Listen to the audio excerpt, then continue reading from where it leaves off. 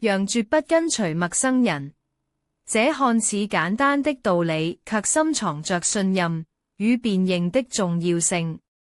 通常，只有熟悉的人才能引導我們走向正確的道路。耶穌透過比喻教導門徒，這不僅是與門徒的關係，更包含了天國的道理。每一個比喻都帶來深刻的智慧，等待我們去發掘。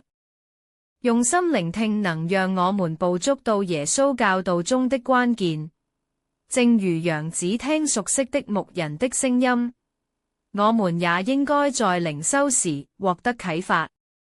耶穌的比喻架構讓我們思考天國的道理。透過這些故事，我們更能理解人與神的關係及其深層意義。我們在聽耶穌的比喻時，應該謹記不要張冠李戴。每個比喻都有其獨特的寓意，只有正確理解，我們才能得到真正的教導與啟發。